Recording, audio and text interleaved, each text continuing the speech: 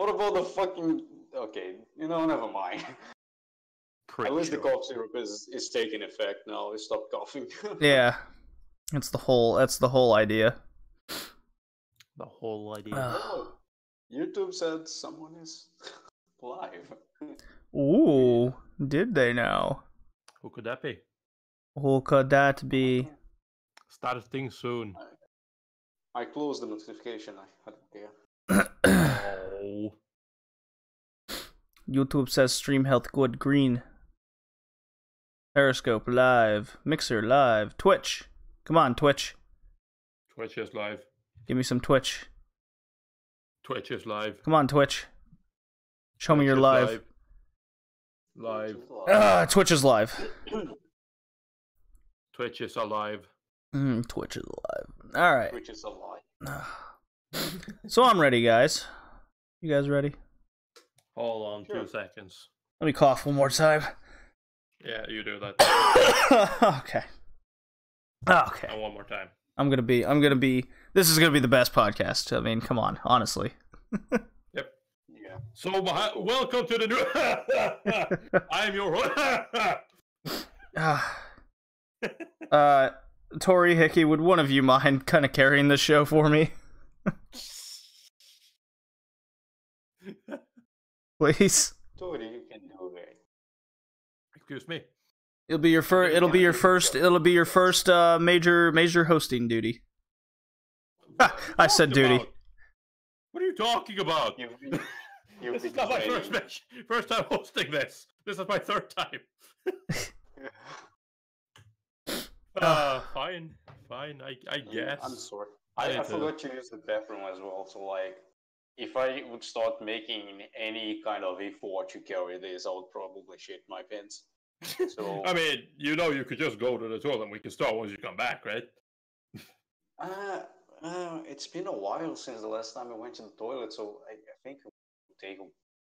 The sounds wouldn't be the greatest and all, and that kind of thing. You don't need to take your mic with you, I would so make a drop out of it.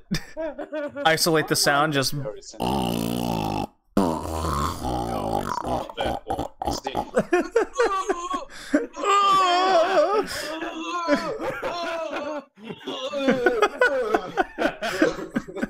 Not sure if he's taking a shit or giving birth. Well, like I said, it's been a while. It's been like a month since I ate salad, so I don't want to. Jesus Christ, Hickey, fucking. And this guy tries to convince me that eating one meal is good for you. All right. I ate a few Subways in the past couple of weeks. I don't think they are enough. No, really. All right then. Well, sure. I'm ready whenever you guys are.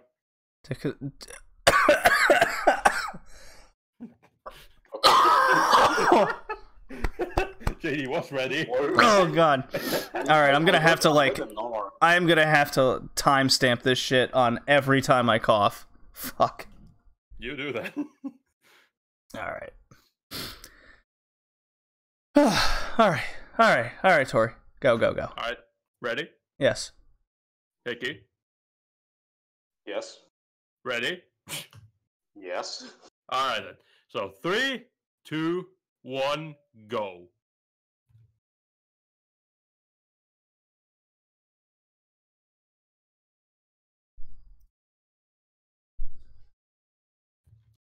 Yo, what's going on, everyone? There's another episode of the Red Leaf Retrocast Weebcast. We're back. After not doing one last week because, well, someone got sick. Ugh, Isn't that right, JD? I sure did. I'm still in recovery mode. Let's see how many coughing fits I can have in the middle of this thing. This is going to be an interesting one. That's for sure. So, my chest feels like a dirty pear right now, let me tell you. Yes, because in this cast we'll be talking about Dirty Pear. And, that's JD trying to be helpful. No. But, anyways, I'm going to be hosting this one, and my name is Tori. Because, like I said, JD isn't feeling too well, so so that we don't have to pause all the time, I'm going to carry this one. And with me is also, obviously, JD, but we have Hickey. Hi. Hi. Hello, everyone. I love you, Hickey. I made a dirty bad joke. No one caught it, and I'm just gonna play it in live now. Hickey, I love you. Your jokes always get me laughing. I would laugh harder right now, but I might spew up a lung. You might die. You might spill some lungs. Yeah. You know, the fun of being sick. We all know what it's like. We've all been sick once or twice, I assume. The fun of being sick? Yeah? The fun of being sick. I don't know what kind of disease you have in Norway. But you know, usually you don't spill your lungs.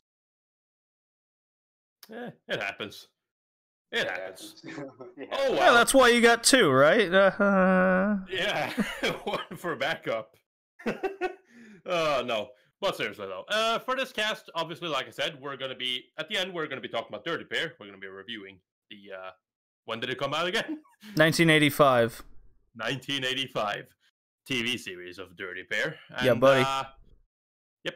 So as you can see, I'm clearly prepared for this. And, but before that, we're also going to talk a bit about waifus, or JD so nicely titled it, Waifus for Laifu, because no one's sick of hearing that joke. Dirty weeb. Yes. Yep. This is the worldwide Weebcast, boys. Yeah, and you're baking up all the weeb. To be as cringy as we can. Watashi wa weeb desu.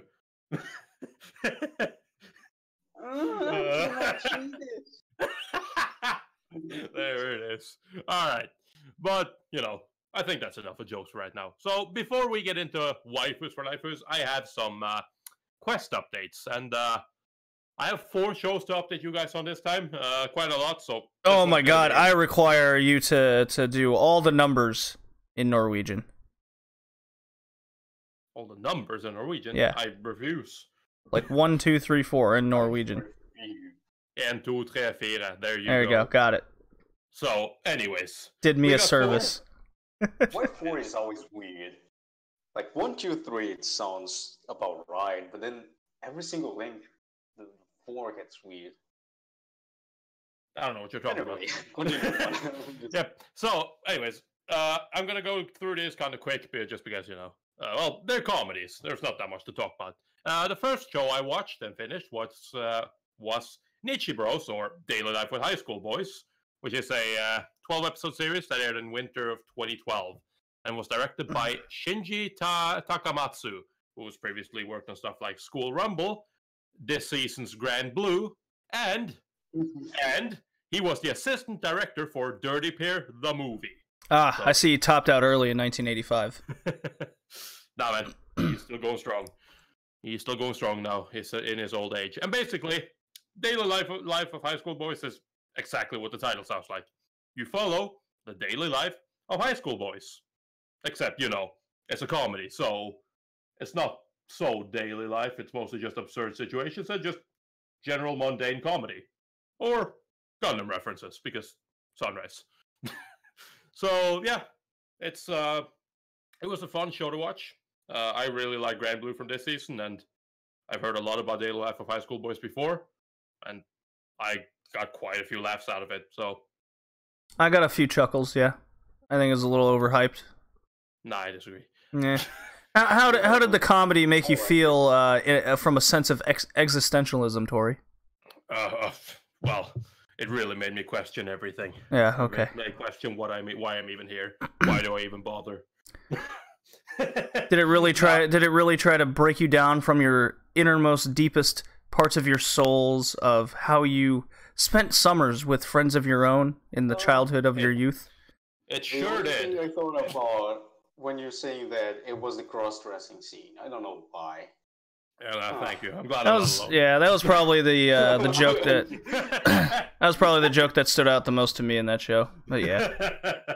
Yeah, no, that's just like I said. It's just a bunch of silly situations, and you know, you laugh. As far as I'm concerned, it's the best. It's the best Nichijou, better than Nichijou. So there's that. I don't know about that. I do.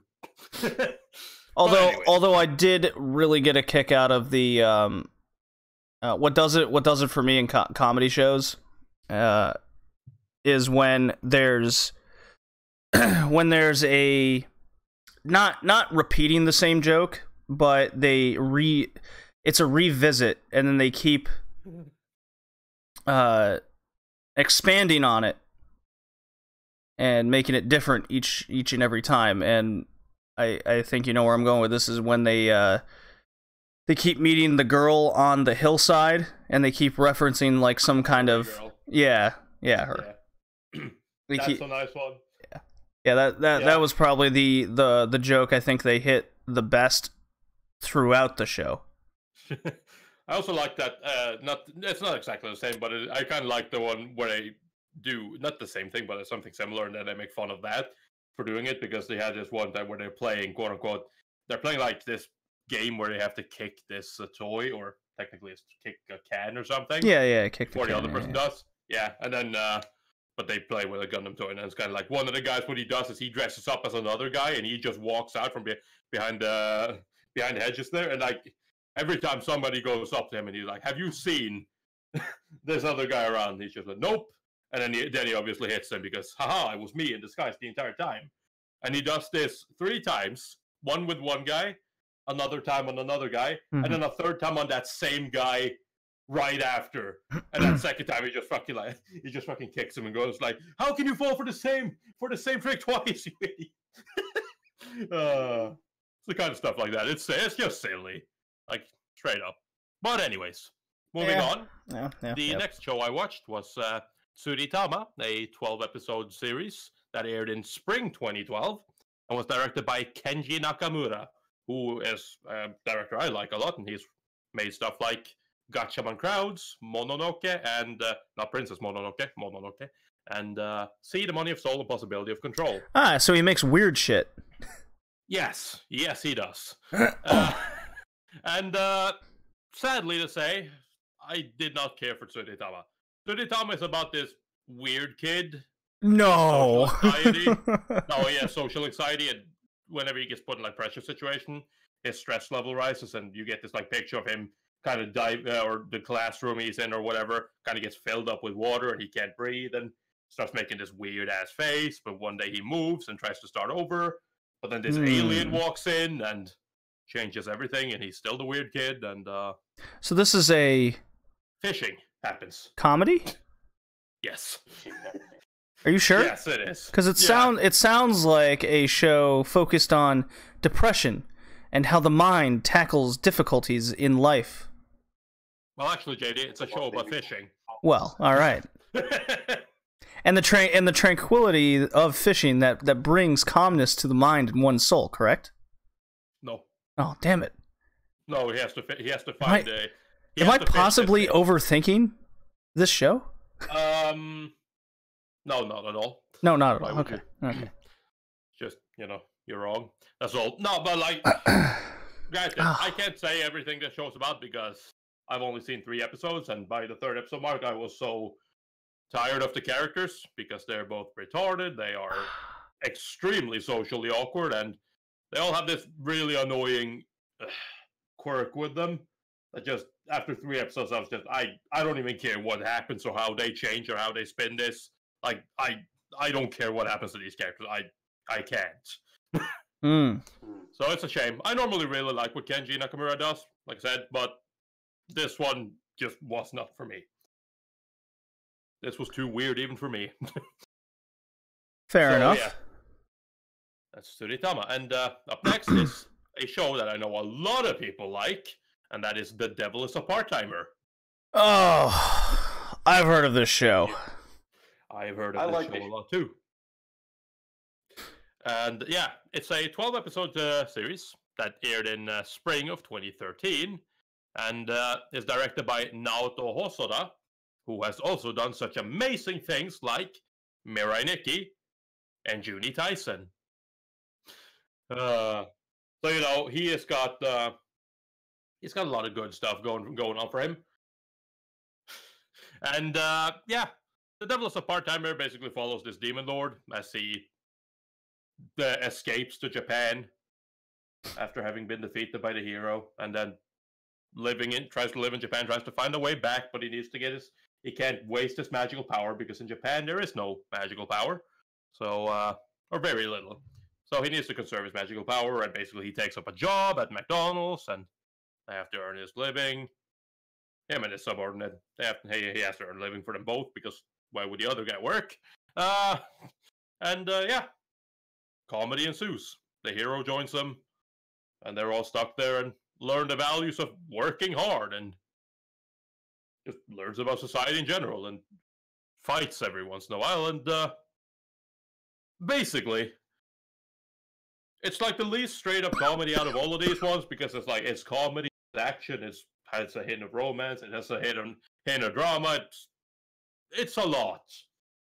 And it's an enjoyable ride, although maybe a bit spread thin, as they seemingly try to hit it from, or they tried to hit the story from a lot of different angles with different genres, but enjoyable nonetheless.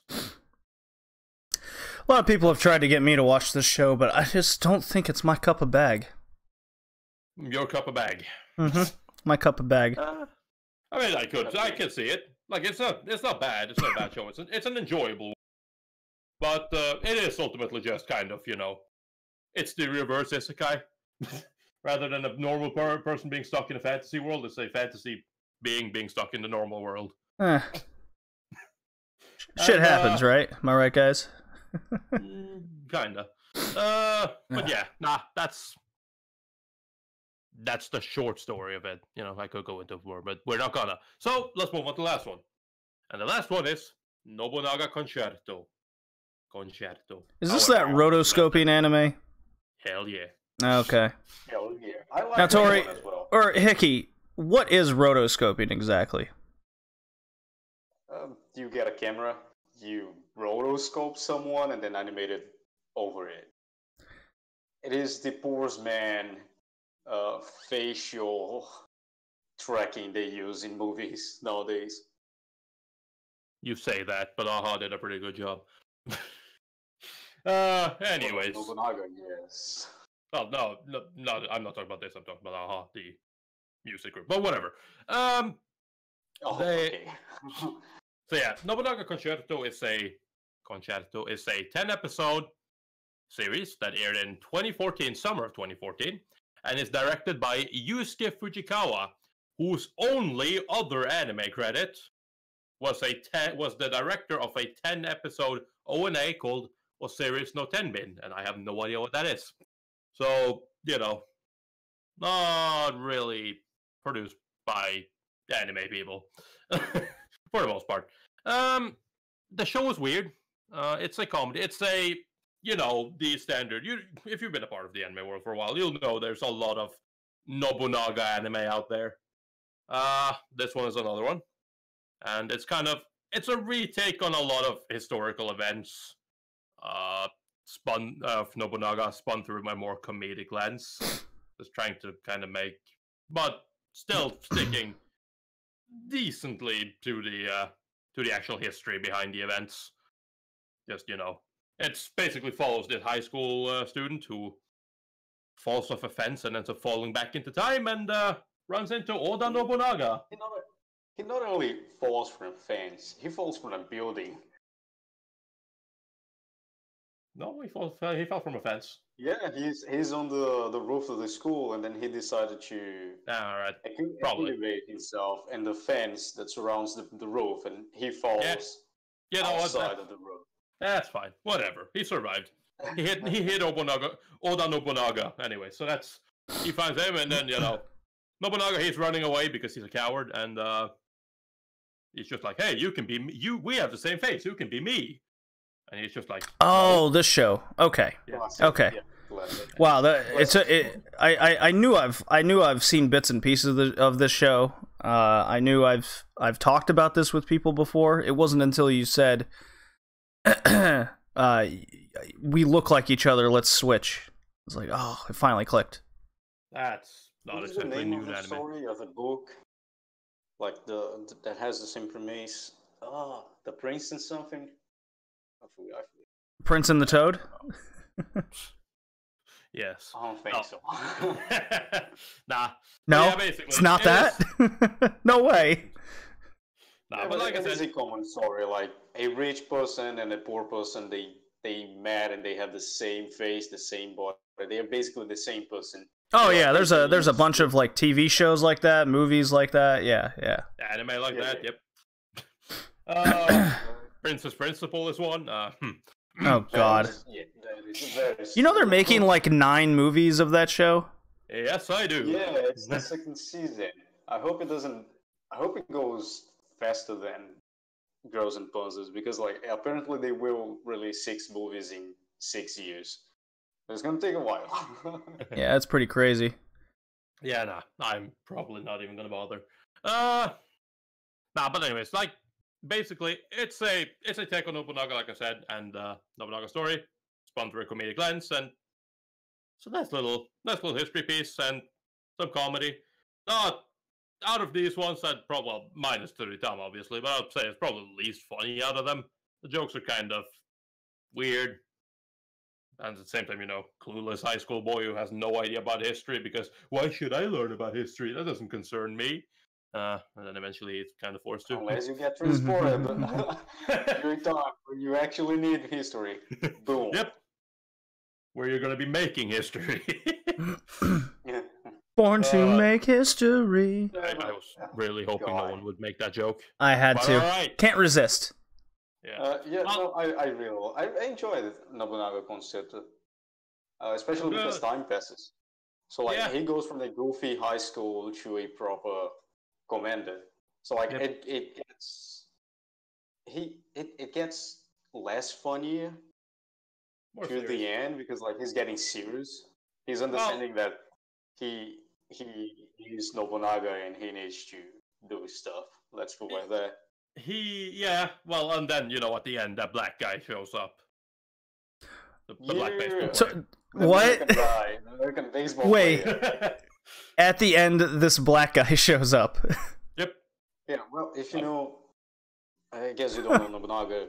No, I don't. But he had a bodyguard, and apparently by the historical texts and images, that bodyguard was black.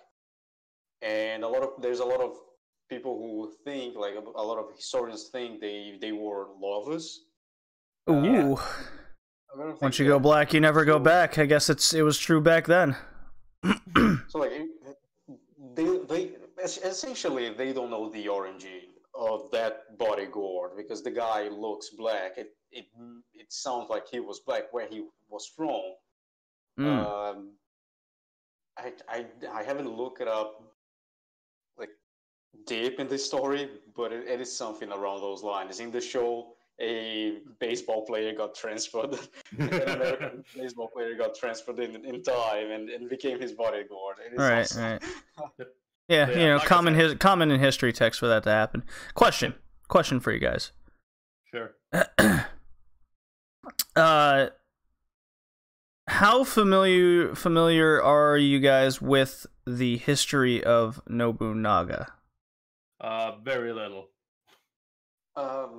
Decent. And what did you learn that just on your own research, or because I doubt personally, something like this just would never come up in school at all. Yeah, no, at all. We learn here in Brazil. We learn a little bit of Japan's history, just a little bit, because there's a lot of Brazil has the largest Japanese community outside Japan. Because of immigrants and why not? So yeah, that's why we learn a lot. I talked to you about that. I have this craze of saying "ne" at the end of phrases. That is Japanese. Oh, you did mention that, yeah. A lot of Brazilians say that. We're talking, just like Japanese say "ne" at the end of a phrase. We also say that because of the influence we have in our language and stuff like that. But we learn a little bit. It's not enough. Especially because the Portuguese, when they were navigating the world, they went to Japan. Mm-hmm. There's a lot of Portuguese words in Japanese language nowadays as well. So we learn about those kind of things. Basically, my knowledge about Japanese history is a lot of knowledge I have. I see on animes like that is interesting, and hey, I like story or like physics or like linguistics. I'll go and search about that and learn about it. Cool. I mean, shit. The let's see. In America, we learn about Japanese bombing Hawaii, and then we throw a couple bigger bombs on them, and we learn about that for the next like 7 years, over and over again. And then when I went to Germany, it went through kind of the Mongol invasion, so I got more of a deeper history in my couple years in Germany than all of American. That's just my little... Yeah, I found the way Germany teaches history actually feels like I'm learning history. No. And not just 60 years ago. No. Well, more than that now, but you get the idea. No, man, never. No, but like, I mean, it's kind of... I don't really know much about... Like, we don't learn about anything really Japanese, you know. Just like the big events, just like the bombing of Hiroshima and Nagasaki, and then bombing of Pearl Harbor. It's so the same as America. Yeah, that's kind of like, as far as at least when we had history, it's been in years and years. History isn't a subject we take with us further. So it's kind of something that, you know, you kind of just learn about. You can't just quickly go through a lot of like the big events in world history and then that's it. Yeah. So basically everything I learned about Nobunaga, I learned through watching the show and going to the Wikipedia article and be like, is this correct? And how we all learn our history in 2018. What does Wikipedia have to say about this? He does a good job at teaching you the story, at least of Nobunaga. Yes, especially at the beginning, like he's in Kyoto because he's going to see the Emperor of Japan, and he looks at the temple and he's like, "Oh, here's where Nobunaga was killed." And people are like, "The fuck are you talking about? You are Nobunaga." Those kind of things. So you get a little bit of history. The important characters in the Sengoku era, they are also I'll call them drifters because you have the policeman and a few other characters that appear. So they do a good job at teaching you the surroundings of Nobunaga's story. Yeah, that's kind of where the main character comes in as well, because whenever there's somebody important, he will kind of just do that thing. It's like, when somebody, because the people, obviously, at this point, they would change their name. So, quite a lot. So it's like, whenever somebody finally, I want a new name to suit my servitude to you, and then they come up with a new name, for example, and he just goes like, that name, that sounds familiar. No, I don't remember. I was like, that's kind of your clue to like, yeah, search. Look it up. There's a reason why he points this out. Sometimes he kind of gives a bit more detail as well as to why he thinks so, but after a certain point he loses his history book, and then it's less so he can figure out himself what happens, and it's more so he kind of knows a little bit, but doesn't remember exactly what it is. Well, dude should have fucking paid attention in class. How about that? Well, he didn't. And now he's no. And guess where that led him? He became Oda Nobunaga, so who's right, huh? Yeah. Always pay attention in class, kids. You never know when you're gonna get teleported to the past. There we go. Alright. So yeah. Nah, it was a fun show. I enjoyed it. That's about it. Alright, so I guess it's drop time to move on. Would you say so, Tori? I would say so. Alright. Positive. Cool. Moving on. Alright then. Moving on. So, up next, we got JD's topic of waifus for lifus. Damn right. Yeah. So, figured with Dirty Pair, I mean, when I watched this years ago and rewatched it for the podcast, I immediately fell in love with the two characters, and it kind of went in that whole definition of, you know, a male anime fan just absolutely falling in love with, you know, the main female character or what have you, you know, becoming your waifu, so to say. So I thought we're reviewing Dirty Pair for the podcast. Why not discuss some of our favorite female characters specifically, and what kind of makes them so appealing? Why do you like them? Why were they so popular, etc., etc. And it's not the most in-depth topic by any means, but it's definitely relatable to the anime community. We can make it in depth. Oh, I mean, in depth, and yeah. I mean, there's a few other ways, but anyways, we'll see what happens when we start talking about it. We can talk about the characters we like. We can talk about the waifu culture. The beginning of the 2000s when that kind of became a thing in West, how it is in Japan. Oh shit, Hickey. You want to take that away then? Sure. All right. Sure. Knock it out. Basically, waifu. The term waifu is not how they what did they use in Japan?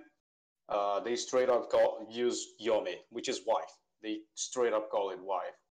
Waifu is the washed out, diluted version of the West. Japan is a little bit of crazy when it comes to relationships and procreating sometimes.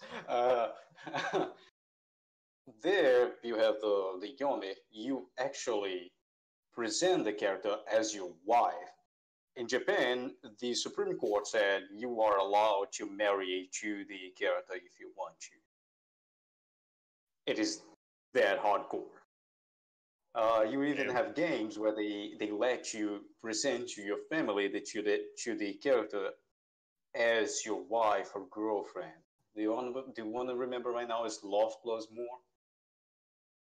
For the DS, there's a family mode where you just get the DS, put it in front of her parents, and say, "This is my girlfriend," and she will react to it. Ooh. Yeah. There's and now they're making that what is it, that like computer hologram, whatever the fuck it is? Yeah, the Gearbox. I won one of those. I'd rather not That answer. was as my freaking Amazon Echo responds. Hey, what about me, bitch? No, bitch. Oh, that was pure accidental. There's a little bit of crazy, and you see like examples, people buying every mark that is of one character, going around, not being ashamed of saying, "This is my wife. I don't care about." It is seriously, I kid you not. It is not like, oh, 3D is bad, 3D is disgusting. It's 2D, like the joke we have. It is actually like that. 3D is bad, 2D is the way. This is my wife. In the West, we started the thing as waifu. It is jokely, it is more. It is not as serious as the early otaku culture had, and it is basically a character that you like a lot, female or male, and then you have the husbando. Oh, that's another podcast we're gonna have to do. Who's your husbando? No. So our female fans would absolutely love it. We don't have any. I could. I'm sure we have at least one. No. I'd be down for it, guys. Sure, it's going to be 3 minutes for us discussing which character has the best abs, but I guess. Ooh. You know, when I see another dude with a sick pair of abs, you know what? I'll save that for the Husbando podcast.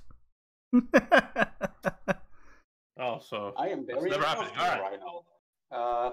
Anyway, we started the waifu thing, and it was kind of huge at the 2004, 2005.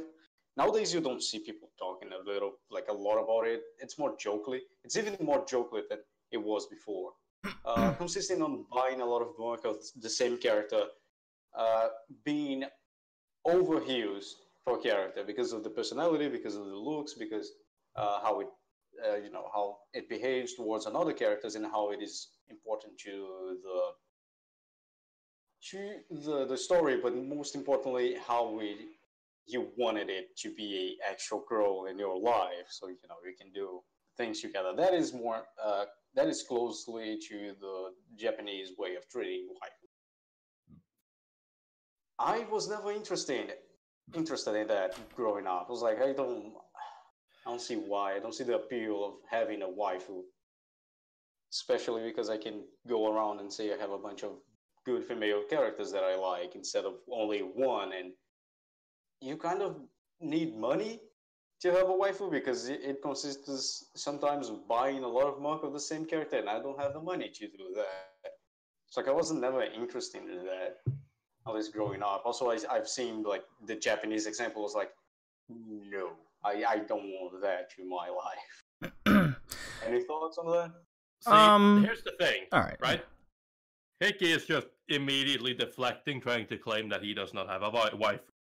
Except the thing with Hickey is that he has that exact same. He has that exact like everything he said talks about. He has that exact reaction when it comes to basically, or not everyone, but quite a few characters when it comes to especially Love Live. No, not Love Live. Jesus, I wish. Oh, Idolmaster. You just offended me. How dare you? Idolmaster. And, yeah, and, you know, especially as recently because I've been watching Idolmaster Cinderella Girls, and he immediately just went like, "Oh, Yusuke Shimamura, she doesn't disturb all this shit she got. I need to Okay, look. I'm going full today on this. It's not like I don't like her, okay? It's not like because like when you go online, you have at least when I was starting to watch anime, why not? You have two kinds of characters. You have the waifu people who'd go, "This is the best. Fuck you all. This is the best. I don't care. I'm buying everything that is related to her," which means Joe with Rei. And then you have the tier list people who would give a little bit of space to the characters, the female characters, to vary from time to time. You wouldn't carry the same character through your life, which the term waifu implies. You'd have a lot of variation. Although I really like Shimamura, if you talk to me when I'm playing the game, the Idolmaster game, you see that it varies. I'm watching Idolmaster Gekijo, which is Idolmaster Cinderella Girls Theater, which are a bunch of shorts. And when I'm watching, I evaluate the characters, how the seiyus are going, and they go up and down into the tier list. Listen to this. I don't even think basically trying to say because he's I don't have a waifu because I'm unfaithful. All right, Hickey. Okay. I'm unfaithful. Stop making me go full. I'm blushing. Okay, all right. Shimamura is great. Shimamura is great. Hickey, I know what you mean though. Like growing up and watching anime, even playing video games, because they kind of go hand in hand. Is the whole carrying a character through your life and being obsessed with them, buying all the merch, resorting to the never. I'm on your side with that. Never felt that extensive of never felt the obsession to that extent. Not to say that there weren't, characters that I absolutely liked and really enjoyed. I mean, hindsight, maybe not a good character by any means, but Relina Peacecraft from Gundam Wing comes to mind. Renoa from Final Fantasy VIII. Lara Croft from Tomb Raider. That might be the closest one that I've taken through my life. But that's only because new content keeps coming out almost every so often. So it's a constant reminder.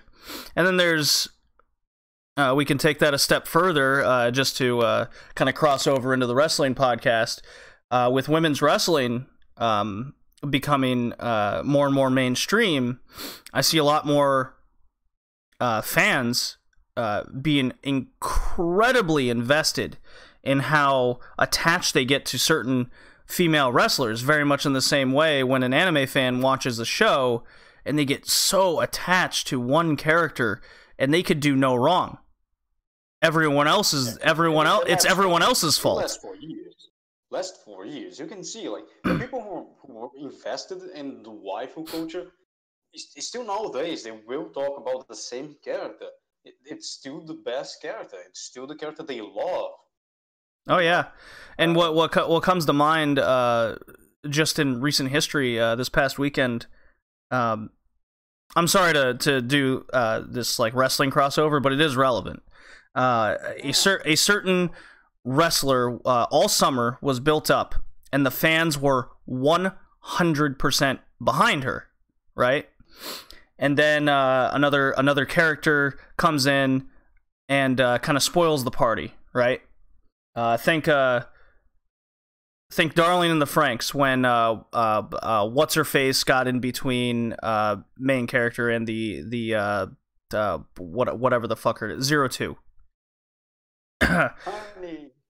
So then when the culmination of the story finally came to fruition in the wrestling match and our favorite character didn't win, everyone's very upset, and then she beat the shit out of the one that spoiled the party, and the fans went absolutely nuts, and it caused a ton of backlash with the company trying to make her the bad guy, right? And the fans, and I honestly haven't, I can't think of a time in history when a female wrestler could do no wrong, and no matter what the company's trying to portray her as, everyone, the fans, like, nope, she's still the best. She can do nope. She could shit on your chest tomorrow, and you'd be like, I deserve it. That kind of thing, and that really reminds me of the waifu culture in anime. 100%. Yeah, the first observation I want to say, you really have something about cheating on some people chests. Like, well, you know, there's a lot within me right now. If you can't hear it in my voice. Once someone shit in your chest, you can go back, okay? Yeah. Well, maybe I don't know. Maybe it was from my time in Germany. Maybe it's just on my mind lately. Who knows? But yeah, the crossover is definitely. Think about like that, but more personal. It is a problem with persons, like with people. With characters, it is easier, I think, and it'll last long. It's not a spur of the moment. It is something that will last. You know, you can talk about the person now. You can talk about the person in 20 years. They will talk about how that character is the favorite character they have because they love it. It is something about love. Weirdly enough, it's something about love. This is the waifu culture at its core. Nowadays, it is kind of jokingly. It's the terms, they get diluted every year. So like this waifu nowadays don't have the same meaning that it had in 2008. It doesn't have the same meaning it had in 1998.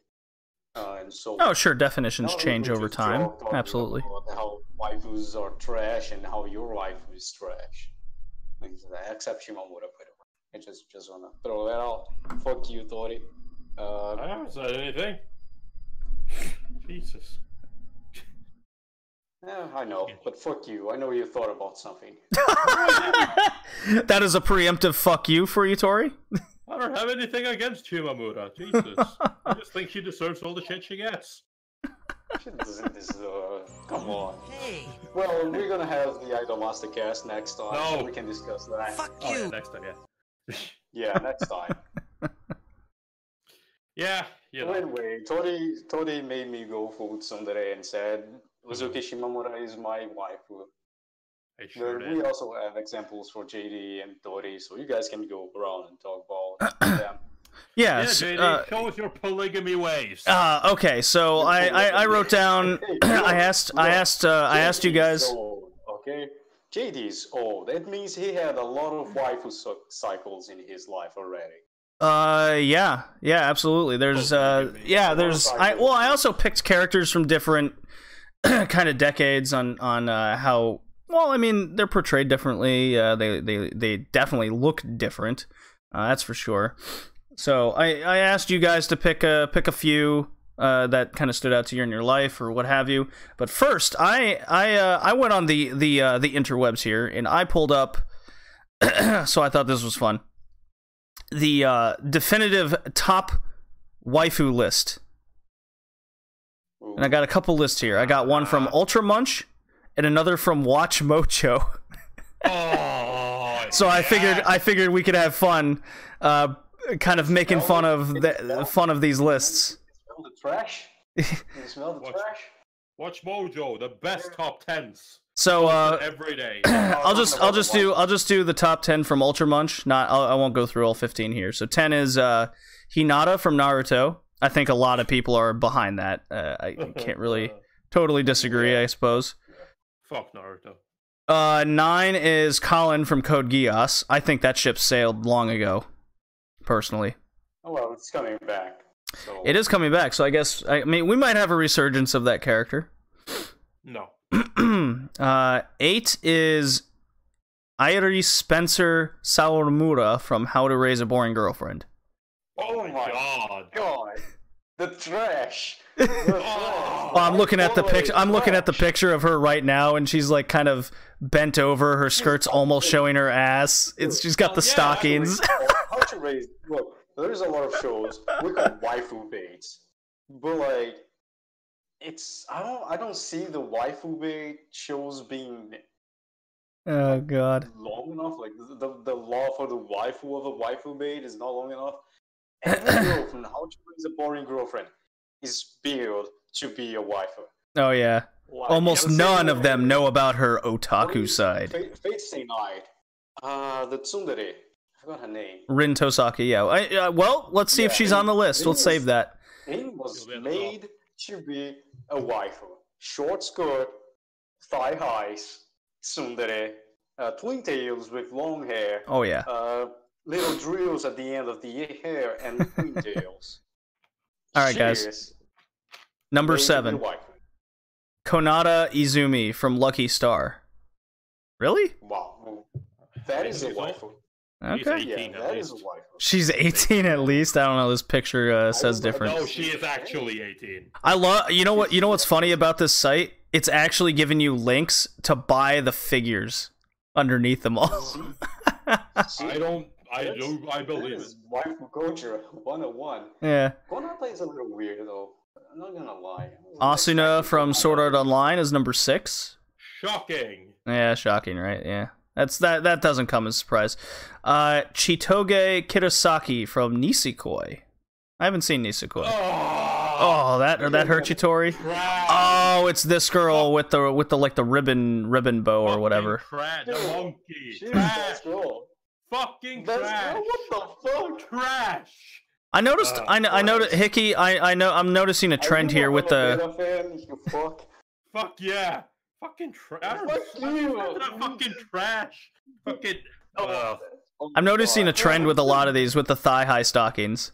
Dude, that's and the twin tails. And they can't even get me with it. Number 4 is Momo. Thigh-high is the best fetish. Belia Devaluke, or Devaluke from To Loveru. To Loveru. Momo. Yeah, she looks cute, I guess. Yeah. Aoi Miyamori from Shirobako. What? Really? She's kind of got resting bitch face going on in this picture.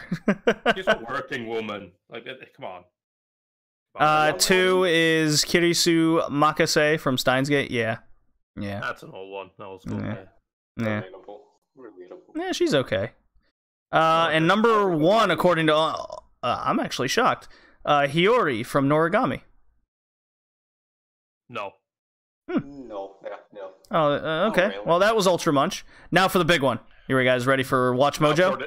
The objectively correct one, yeah. Are you sure it's not Polygon or Kotaku? So Yeah, no, it's Watch Mojo. It's Watch Mojo. It's the definitive #1. They upload top 10s every single day. They can't be wrong. But Kotaku though. Oh God. Yeah, nah. Last week, so they posted this in 2017, so it's very recent. Last week was Wife Day in Japan, using a pun to find good time, blah blah blah. Results from the poll respondents was 67% male, 70% in their teens and in their 20s. 10, there's a tie. Oh no. Girls in Panzer, Miho Nishizumi, Gabriel Dropouts, Vignette, April Tsukinose, Cardcaptor Sakura, that was Cardcaptor is number 9. So it was a two-way tie for 10. Huh. Girls in Panzer, Miho, Gabriel Dropout, Vignette. No. Number 9's Cardcaptor Sakura. No. Too young. I mean, too young. Yeah, a little bit, right? Quite the old school. 8 is Bakuman's Miho. Miho? Yeah. I mean, when I think waifu, she doesn't come to mind, that's for sure. No, of course she doesn't. 7 is Chisei from Ancient Magus Bride. I think in recent history, yeah, I think she's relevant. We can. I mean, I would agree in the sense that she is Leo White. Yeah, she is the Ancient Magus Bride after all. Yeah, right. Number 6 is Tsubasa from Monogatari. Tsubasa. Yeah, cat girl. Yeah. I mean, yeah. Yeah. Yeah. Right. Oh yeah, definitely. Yeah. Oh God! Don't even go there. Number 5's March Comes in Like a Lion's Akari. Nah. I mean, the big motherly figure. Hey, at least she's of age. Yeah, but nah. Number 4 is Sakura from Fate Stay Night. Or just Fate, the Fate series. You want to die? Number 3 is Saikano from Megumi Kato. Not the Saikano that we covered. Ooh, here we go. Alright. Are you two watching the stream currently? Nope. Okay, so you two give me what you think are going to be the top 2. Okay, I thought you wanted me, so I switched to so I could see them. So, Hickey, you go. Top 2 waifu? Yeah, according to Watch Mojo. Shit. What do you... Rain Tosaka? Fuck. I don't know. Keep it within the last few years. Yeah. Come on, who do people go crazy over? I mean, I talk to Joe every day, so it's just Ray. I can only see Ray in front of me. All right. Number 2 is Rem from ReZero. Oh, fuck. But I love Amelia. And number 1 is Asuna from Sword Art Online. So, yeah, I think those two were pretty obvious. I retract my statement. Watch Mojo is not objectively. It's not the worst or the best. It's just there. So, not as bad as I was thinking. It kind of made sense. It kept it kind of sort of recent pop culture. That's to be expected. No, really. So I'll go first on some of my favorite waifu characters or female characters in general. Number 1 comes to mind is Haman Karn from the Gundam series. She kind of took over Zeon, the kind of the side faction that came out Fallout from the war. She's just a badass type character, and she was the first of those female characters for me that really stuck out as a woman could be badass, attractive, and the man can't keep you down kind of attitude. And even hints of side stories with her having a relationship with the badass of the universe, Mr. Shar himself. She just Shar, yeah. No, you'd never heard of him. No, that's no way. I said she did too. Yeah. Well, well. Join the list. Well, do you blame Shar? I mean, he's the most badass guy. He's got to reproduce, got to get that bloodline going. No, but Haman Karn really just stood out. She everything she did was badass in the series, and came off as also attractive. So that led to, anytime I saw whether it's a video game character female or an anime character female that just was badass and also pulling off a sexy sort of vibe. Really, Revy from Black Lagoon is another one that sticks out. That's in that same realm of badass female. So that's my first one. Hickey, why don't you go next? Oh, I don't know what you're talking about. I don't have a wife. Hickey, play along. Fine. I guess it would be Shimamura. Haruzuki Shimamura. I guess she's my favorite character in Idolmaster Cinderella Girls. Gambarimasu. I like her because she's simple. That is basically her character. She's simple. She's the most average person that ever existed. She has average luck. She always gets average score in every test. Average dancing, average singing, but still there's something about her that makes her special, which is the smile, as the show likes to point out. No, I don't want to spoil because story. Yeah, there's the Gambarimasu. She's always trying her best and things like that. I like her. She had cute cards as well in the game.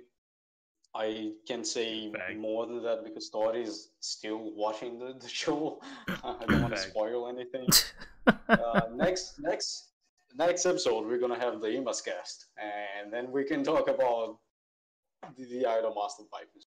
It's not actually going to be the Idolmaster cast, but it's gonna be the Idolmaster. You know, dude, last time we talked about Idolmaster, you got woke up until 5 a.m. And we talked about Idolmaster for 5 hours. So yes, it's gonna be. Once we start talking about Idolmaster, it will be out of control. Yep. Well, that's next time. This is waifu. Next time. Should I go then, or do you want to take another one, JD? I'll take another one since you guys have less written down. So the 70s were Leiji Matsumoto time. We covered Yamato, one of our better casts. Go check it out on iTunes, Spotify, Stitcher, and many other podcasting outlets. But Leiji Matsumoto tends to have a particular female character design where all of his females tend to look the same. Really? Yeah, well, never noticed. Tall, skinny. Yeah, never noticed. Tall, skinny. Kind of the long eyelashes. Sad, piercing look in their eyes, and a. No, I don't want to say it's a depressing backstory, but it makes you kind of feel bad for the character in a way. But it's always relevant to the plot. So, Maytel in the Galaxy Express series, she has recurring appearances in spin-off series. Mime, she's the blue alien chick that drinks wine with Harlock. Clearly bangs him. Yukimori from the Yamato series. It just goes on and on with, I'm not saying every character is exactly the same in personality, but they all have the same kind of base. And, it makes you wonder if Leiji Matsumoto has his ideal girl. This is who she is. We're gonna have to complain about his ideal girl. So I'm always a fan of how Matsumoto portrays this particular woman, and then kind of makes them yet different from each other. So, Tori, why don't you go next? All right then. So, unlike, this beast over here who wants every girl, I only stick with one. Every girl. Yep, I only stick with one. And that girl is Kaga Koko from Golden Time, the superior Toradora. And, he is better than Toradora.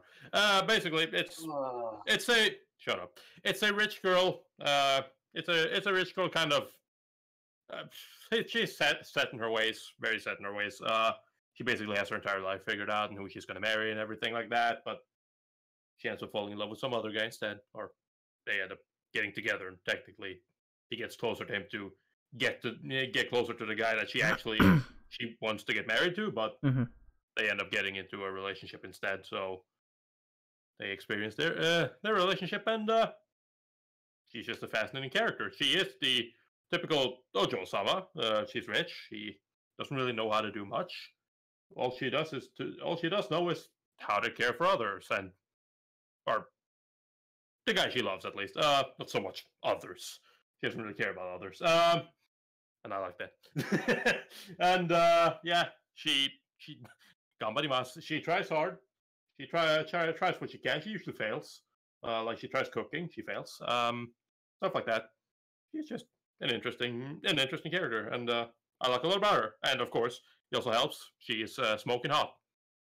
Smoking hot. You know what? That Tori, are you telling me that you judge a woman by her appearance? Not entirely, but it helps. It doesn't hurt things, am I right, guys? Oh boy. No, it doesn't. Well, I guess I'll go again. No, we cut it here. Yeah. So this one is definitely more geared towards, as Hickey might put it, the waifu bait, and that's Lum from Urusei Yatsura in the show from the early 80s, and a lot of oh shit, I'm blanking on her the creator's name of Ranma and Inuyasha, and anyways, but Lum is an alien girl who's absolutely adorable. She has a catchphrase that became pretty famous. I'll even play the drop here of it.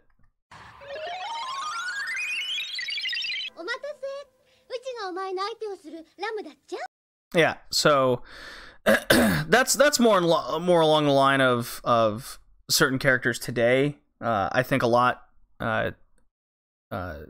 take base from what Lum did with saying things like "dacha" at the end of sentences, just trying to make things more adorable than what they could be. A dick main character that she loves for some reason, without question. You're like, no, I want to make her happy. This guy's no good for you, kind of thing. The comedy also works with the show and how it goes, and she even has tiger stripe go-go boots on, which doesn't hurt. Am I right, guys? Sure. No. See, Yeah, listen, sure. I was born in the 90s.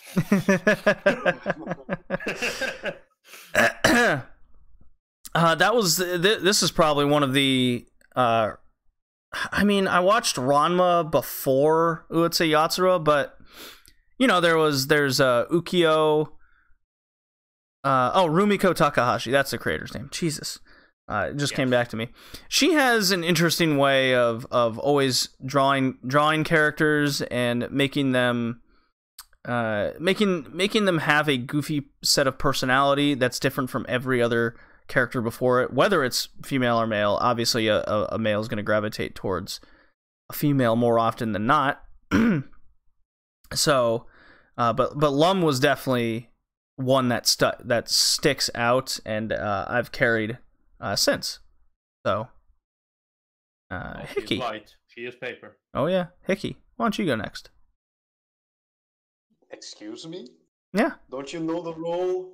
One waifu for life, or you break the law. All right. What about female characters that stick out to you? Female characters that stick out to me. Let's see. It'll be weird. I like Roberta from Black Lagoon, the Roberta. Terminator. Yeah. Yeah. Dude. She's good. She has the best scene. She has the best scene in that entire series. I don't even care what anyone says. Yeah, she's a fucking Terminator. Yeah, she loses fingers. She loses like she loses her leg. Dude, when she tracks that fucking gorilla commander as well. Oh yeah. Just like, oh, you thought you were prepared, bitch. I have weapons everywhere. Yeah, and for those that don't know, Roberta is the badass maid from Black Lagoon. Yeah. I believe she's from Argentina. Colombia, wasn't it? Colombia. Venezuela. Okay, it was. Okay, I thought I had the right South American country. How wrong I was. I mean, it had some people speaking Spanish and cocaine and some guerrillas, so it is either Colombia or Venezuela. That's one of those two coke countries. But I can't say that with 100% certainty, but I think it was Colombia. You need to say Zizen, by the way. I just. Hey, listen. I know why, but you're gonna have to say that yourself. What? Yeah. Nobody wants to admit to that shit, okay? JD's just, who the fuck is Zizen? What the hell are they talking about? Next time. Next time. All right, so this next character is something Tori and I definitely both agree on, and that is the woman every guy wants to have, but yet can't. The woman called Fujiko Mine? Damn right. Oh my god, she is the epitome of the sexy woman. She is the epitome of Bond girl, yeah. Oh, and it's she's everything that you want in a woman, from looks to sass to intelligence, but then that mystique that you don't really know who she is. You know, as you said, Tori, Bond girl. Yeah, and just to kind of that little extra spice as well on top, and it's just like, that she's not good for you because she is dangerous. She can do anything to you. She can do anything that does include putting a bullet in the back of your head when you're sleeping. You don't know if it's actually, but like the thing is that even if you only get to be with her once, it's still worth it. Yeah. That's why everyone is willing to literally give up their entire fortune. That's right. No, Fujiko, I'll give you my entire fortune if you just stay with me one more night. And she just, nonchalantly like puts her clothes back on. Now behave. Just let's save that for another time. In case she has to rob them again. And then there was that one guy who finally actually managed to get her to marry him. And he ended up dead. So naturally. And the other one is Lupin. Yeah. So should I do my last one, or Tori, you got another? Hickey, you got another? Let's see. Female characters that I like. I mean, I have one for the video game. Let's see. I have. Oh yeah, I completely forgot the. What's her name again? Oh Jesus Christ, I'm blanking. What's her freaking name? Alicia Florence. Alicia Florence from Aria the Animation. She is a big sister type. Basically, she is the sort of girl who, well, she's almost a mother type even. She is the sort of girl who, like, just watches over you, looks over you with a smile. She doesn't believe in treating people poorly. She doesn't even believe in raising her voice to people. She really believes that people learn from their own mistakes, and she's just generally nice and supportive. And God damn it, while not exactly, I wouldn't call her waifu because I wouldn't necessarily marry that. She is the sort of girl that no matter, she does eventually end up getting married in the series, and while we never meet the guy, it's kind of sort of thing, when you hear it, you're just like, now who the fuck is that asshole? Nobody deserves her. She is too good for anyone. Icky, it sounds like Tori does have a waifu after all. Well, I can't take her as my waifu. She's too good for me. She's good for me as well. No one can touch her. If she gets in contact with another male, she's gonna be tarnished for life, and she's gonna be abused. Oh God. Well, no, not really. Long life. It's always fun. Not really exact. It's not exactly like that, but it is kind of that. It is in that vein in which you just like you sit there and go like, nothing. Like JD said with the wrestling things, like nothing she ever does can ever be considered wrong. She can do no wrong no matter what. However, you know, anyone that gets closer, it's like, how the fuck do you even dare? Who do you think you are breathing her air? You should really rewatch Love Live and see how that goes, because it seems like right up your alley. Nah, man. Sunshine pulled me off Love Live. Man, those idol anime, especially Love Live. Love Live is waifu bait. Holy shit! The fandom behind it. That is a part of anime I will never understand. Yeah, you know. It is what it is. Oh, I hate that phrase. Because is it really? Yeah. But then if you hate it so much, you should keep going. Yeah. Anyways, before we go off on a tangent of Love Life, I'll go on my last one. And this kind of goes with how... okay, so it's... I put Nico Robin from One Piece and many other women from One Piece. And it kind of goes with all female shonen characters. If you're a fan of shonen anime, especially battle shonen anime, especially today, there tends to be a lot of female characters that the fandom gets really attached to. Let's think of Sue from My Hero Academia, the Frog Girl, Hinata from Naruto. Excuse me? Ram from ReZero. Yeah, the list goes on and on how it's almost like fandom is starting to just gravitate towards them in particular as opposed to the main character himself. Especially from what I'm seeing in how people are gravitating away from Midoriya from My Hero Academia and focusing almost solely on the female cast. I mean, that also has a lot to do with just main male characters or main characters all of the time in anime as well. There's rarely much to them. They're generally just self-inserts. Oh, so yeah. Obviously, you're going to be looking at everyone else rather. You don't go there and be like, oh yeah, the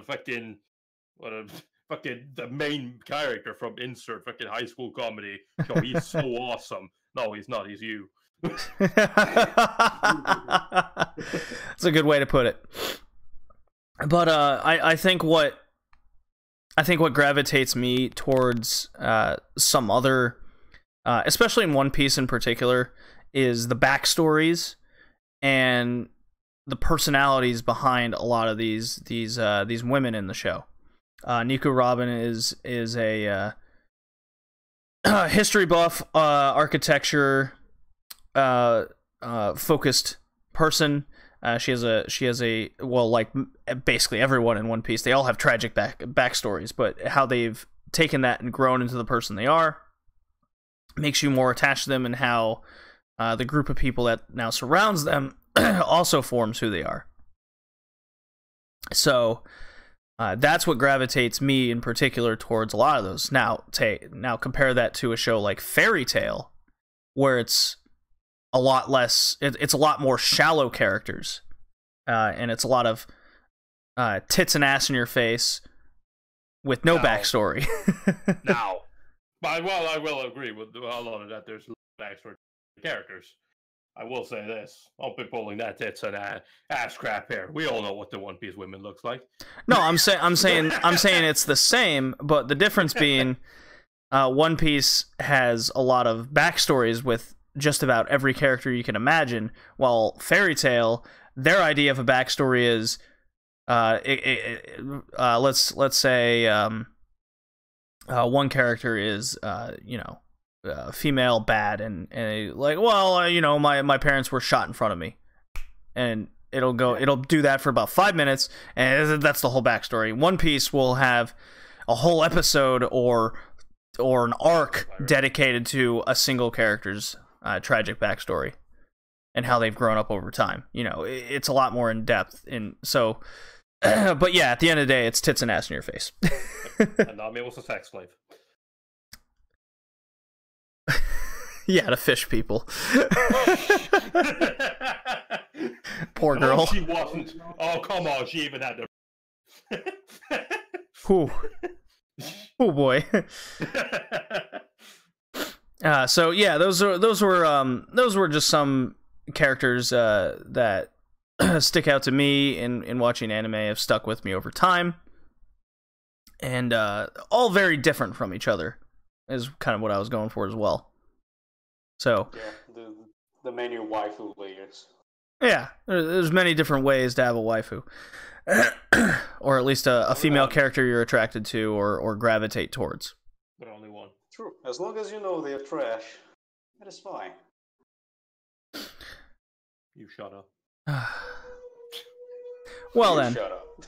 unless we have anything else to say, I guess I'll play the drop and we can get into our review. Everyone's waifu is trash except mine. Oh, of course. Oh, please.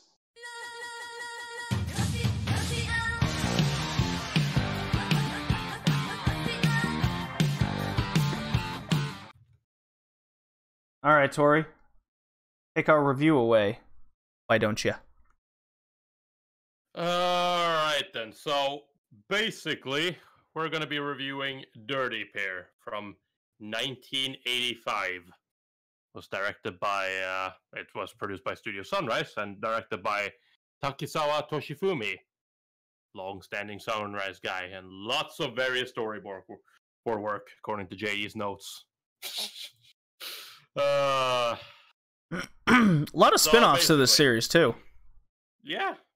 It's been around for a bit, and its popularity is kind of, it's inspired a lot of shows, like even Western shows, like Totally Spice. Mm-hmm. Who would have thought? But yeah, no, it's essentially just kind of badass women that are, well, teenagers. Oh, yeah, I mean, you consider 19 still a teenager? I guess it's got teen in the age. I guess it's got teen in the word. So. Young adult. Young adult. Young adult. Teen. Young adult. Oh yeah, you're. Wait. Are you? You're considered an legal adult. age in your country is 21. No, the legal age in my country is 18, but you're not considered an adult until you're 21. Oh. He's 18. 18 in Merca. I think it's 16 in Germany. We have a lot of weird laws. Like, basically, the way it used to work, just kind of real quick, I'll get over this real fast, but like, the way it used to work was you were legal, in Norway you used to be legally 14. This was when hard times were, so basically that was their way to just get people out into work real fast. So by 14, you were working full time. You were an adult. You were responsible for your own decisions. And they upped it to 18, and kind of people were like, mad that 18 is still too young, but they basically now it's like you're of legal age when you're 18. You can do everything: drink, drive, vote, whatever. But you're generally not considered an adult until you're 21, because that's when you can buy hard liquor. Oh, you can buy hard liquor in Germany at 18, and that was a good 18th birthday party, I must say. Damn right it was. I got you. It also incorporated going to the Netherlands and snowboarding and smoking weed at the bottom of the hill and taking shots of Jaeger at the top of the hill. I don't remember as much as you might think. Really, I thought you remember everything clear as day. But anyways, this isn't what this is about. This is about Dirty Pair. Right, Dirty Pair. Yep. And I'm just going to read up the summary here. So the WWA or 3WA, as in is affectionately known, is dedicated to one thing: the prosperity and well-being of all the people of the Galactic League. The Dirty Pair are Kay and Yuri, the 3WA's top crime division female operatives, with a 100% cleanup rate. The problem lies in the extreme collateral damage they cause to people and property in the single-minded pursuit of their duty, including, if absolutely necessary, the wholesale destruction of cities, continents, and even planets. No one is safe, whether it be criminals, rogue robots, crazed computers, and more likely, innocent bystanders. So much for protecting. They are definitely there to serve, and they should protect, but it's not their primary concern. The primary concern is usually getting a pay raise or getting time off, or that's really what all teenage girls wants at the end of the day. Is just more time. Oh, definitely. As the series goes on, you learn there's 5 things that Kay and Yuri care about: men, dating, new clothes, bonuses, and vacations. And at the end of the day, is that not just what we all want? I know it's what I want. I know what it's a lot of those things, but you know what? I would replace the men with females. And 3 with my hobbies. So their hobbies are obviously the clothes. No, beer. Oh my God! Yes, 2 has got to be beer. There's got to be beer. Got to be beer. Yeah. Also, the summary is very accurate because they actually destructed the planet in one episode. Mm-hmm. They sure did. But who cares? They had vacations. They also did that. There's just kind of a lot of that. They generally even, I mean, to the point where I was kind of questioning, because generally whenever they get called mission, they're on their time off. It kind of made me wonder at a certain point, like, how much time off do they actually get? Like, seriously. Yeah, like every episode. Also, something. Every episode is started with them having a day off. Like, it is funny because we're going to the mission if you give us extra vacations, and the guy's like, fine. But then they were never on vacation. There was one time at the end, like with the episode with the airplane thing. Mm-hmm. Yeah. With the passages. That was the only time they went on vacations, because every time they went on vacations, the chief would call again and say, we need you. And they're like, no, we are on vacations. And it's like, there's nothing I can do. The computer said, you guys are the one we need. So you don't have a choice. It's funny you mentioned the computer. It's funny you mentioned the computer, because the show makes that clear in the very first episode. Because if you read the summary and you're like, well, they just cause a bunch of collateral damage, they destroy things, they put people in danger, but their success rate is so high that in this future everything's decided by supercomputers, essentially, and the humans are just there to kind of push the papers around. So this organization they work for, they get requests from various places, and then they throw the request in the computer, and the computer will spit out who they should send to do the job. That's why Kay and Yuri aren't fired. Because the police chief, or the 3WA chief, he even says, if I could get rid of you, I would, but the computer always says I need to send you guys out, so fuck it. Yep. Because remember, this was made back in the 80s, and that they thought that was a solid excuse back then. I'm willing to suspend my disbelief to just go, yeah, future people, they don't want to think on their own anymore. They just go, yeah, I'll take my orders from a computer, whatever. Yeah, it's not like the biggest computer in the fucking city went berserk at the first fucking episode. But never happened. It's fine. Never happened. Yeah, never happened. Also, the first episode is a good opening for the series. You have how hard the job is. You have how innovative and interesting the solutions Kay and Yuri think about. And you definitely have the collateral damage, because they they almost destroyed the fucking city when they destroyed the supercomputer that went berserk. Oh Yeah, it's a giant. Yeah, it's a giant. Yeah. Dude, they asked a spaceship to make a quantum leap inside of the fucking computer. Oh my God. Yeah, it's very 80s. I love the design of the show.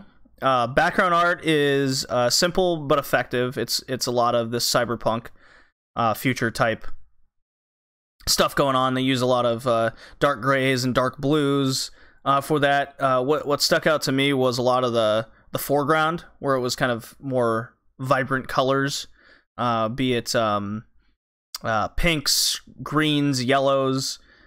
Made everything stick out that much more compared to the background. Even the clothes and how Kei and Yuri look themselves gets them to stand out. Your focus is on them, and that's how it should be. I mean, they are the main part of the series. Yeah, it's all about them. They look. The clothing of Kei and Yuri is definitely very 80s. Yeah, they got kind of the go-go boots going on without the stripes. They got I don't want to say yoga outfits or even leotards, but it's kind of like that, but in two pieces. Sometimes they had it. Yeah. Kei uses the strip in the head and the headband. Yeah, she's got the headband always going on, poofed up hair for Kei, while Yuri is as well. Yeah, occasionally it shows them with a lot of 80s clothes that were hip at the time, especially when they're in kind of more casual wear. You can definitely tell there's a lot of 80s just in the show, a lot of that feel, which in the future. Yeah, 80s in the future. That's what I like. Whenever I watch something from the past, is you can definitely tell the era it's in just based on clothes they're wearing, terminology. You know, they said they even said things like I was at the disco too long last night, or they would call pretty boys or like handsome man BK. That was an expression I haven't heard in a while. Yeah, and I definitely love the interaction of Kei and Yuri and how they, I have their characters' descriptions kind of written down here, so let me just go through that real quick. Kei is more assertive of the two. She flirts with men constantly, often leading to trouble, and is a vicious spoilsport with a short fuse. Her weapon of choice is usually a very large gun, and she gets very excited when given the opportunity to fire a huge weapon. She's the one that came up with the idea to warp the spaceship into the computer terminal to stop it. She has a tendency towards violence and overreacting, which is tamed by Yuri's mild demeanor and contemplativeness. So I really like Kei. She definitely brings a sort of energy to the show, and it doesn't come across as annoying and overly ganky that you see in a lot of anime today. Because she does have her reservations at times, and she's more serious. You definitely, I felt you definitely, whenever they had like argumentative banter, she comes off as kind of being more realistic at times, and then you have Yuri that would retort with a lot of sass and sarcasm, because Yuri is a deep thinking pacifist compared to Kei, but will engage in extreme tear-filled violence acts whenever Kei is harmed. So they kind of complement each other when needed. Sometimes it's difficult to tell if these are actions of a mother figure or an unrequited lover. You definitely feel that in the episode that stands out to me the most for Yuri. Was probably one of the better episodes, is when she gets a letter from her like childhood friend Billy Gillette, who's an engineer. For Yuri. Hmm? For Yuri, Yeah, I for thought Yuri. the Corn Artist episode for Yuri was the best one. That one was good for both of them.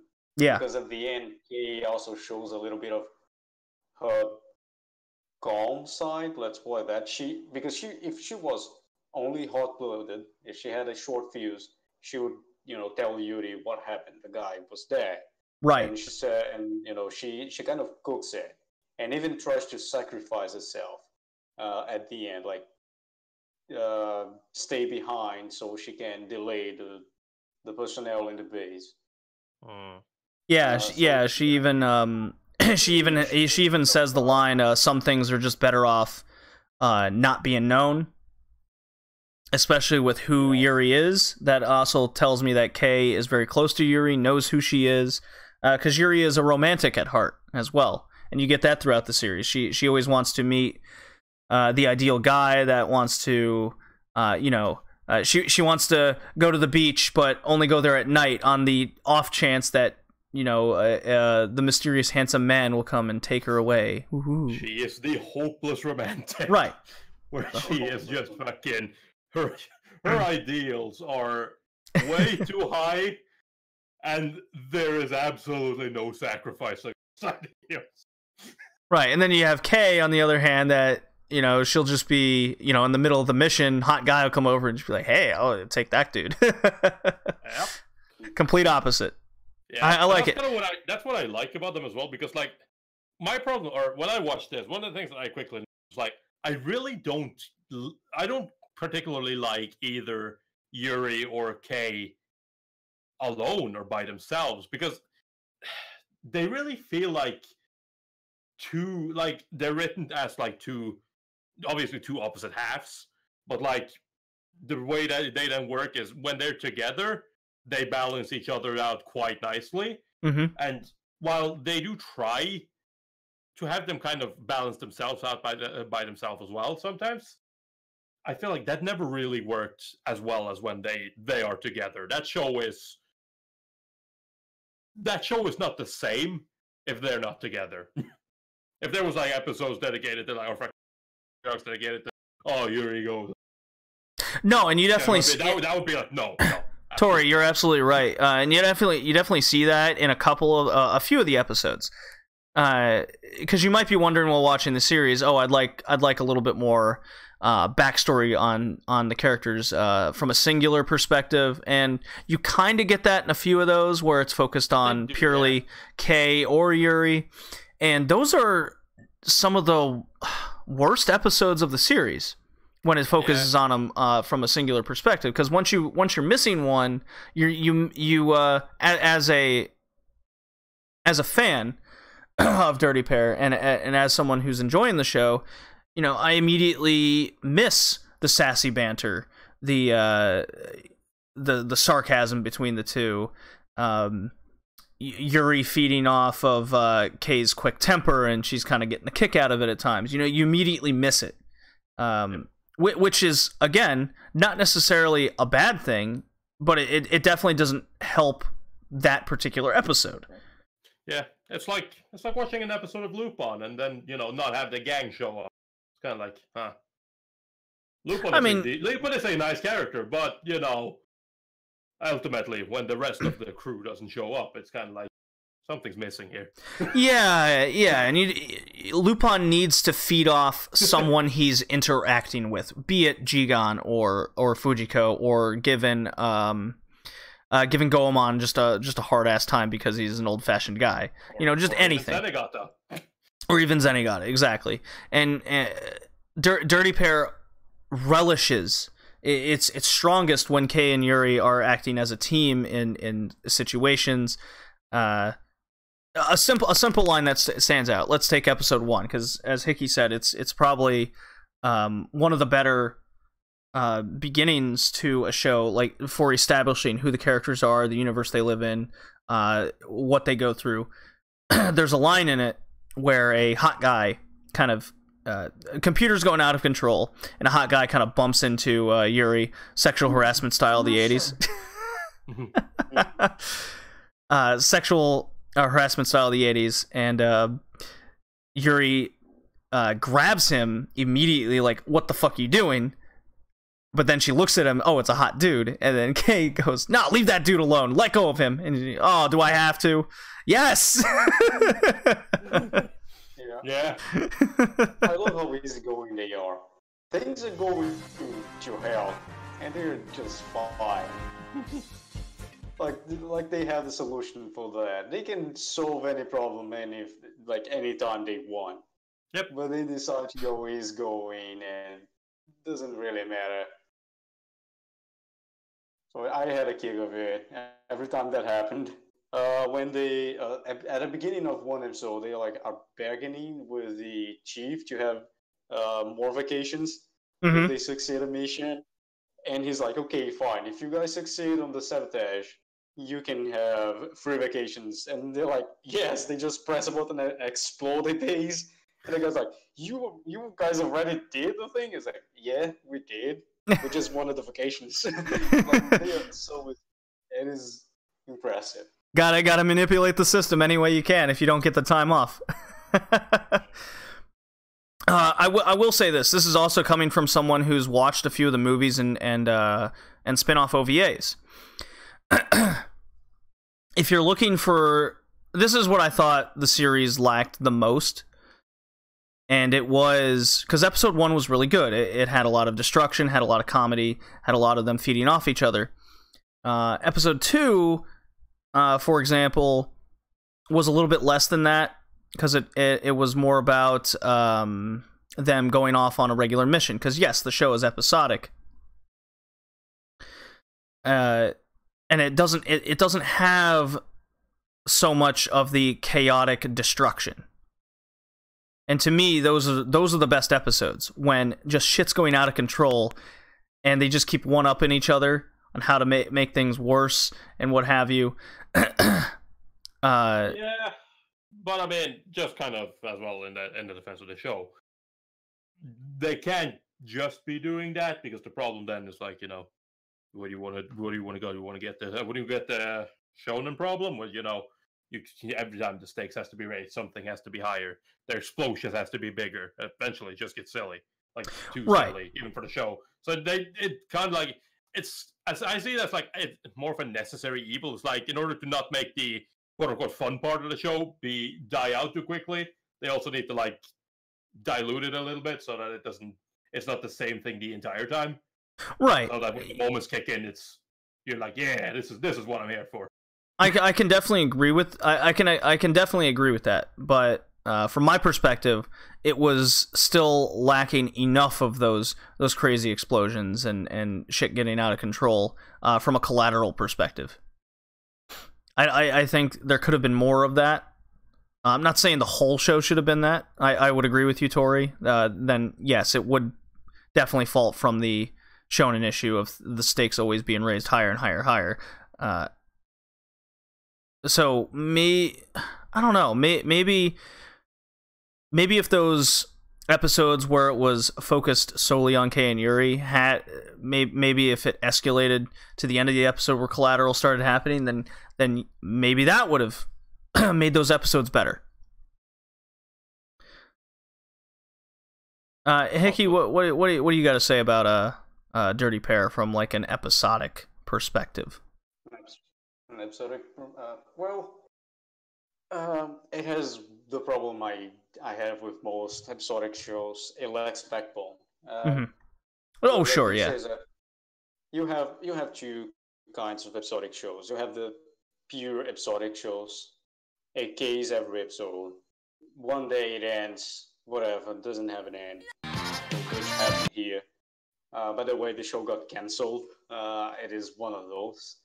It's an 80th show, yep. Yep. And you have the other type, which is my favorite type, where yes, it is episodic, but every episode you have a slight touch of story, of a continuous story. And at the end, every single one of the factors that they showed in the process of the episodic episodes until the very end, they accumulate in a sense, the show has an ending. For example, having a monster of the week, but then you have the big bad guy, and at the end, you're gonna fight the big bad the guy. Mhm. It is episodic, but you still have those little bits of a bigger story behind. That doesn't happen in Dirty Pair. So like every single time they had a chance of uh, having recurrent characters like villains and whatnot, they just murder the story. Like just cold-blooded murder the story. You can see that with the Pirates episode, where the guy was like a ex-boyfriend of Kay, I think. Oh yeah, yeah, yeah. And they're transporting a crystal, a laser crystal, and the guy wants the crystal. At the end, they kind of succeeded to flee the guy, and it's like, well, we will meet again. But then there's a bomb and everything explodes. The guy probably dead. Yeah. So like every single time you have that chance of building a story behind to deliver an actual ending at the end, every single time they murder the story there. They make sure to put a period at the end of the episode. And frankly, I'm not a fan of that. Doesn't hurt the show because every single episode is very entertaining. The easygoing of the characters, their personalities, how they bounce each other, they're very fun. Mhm.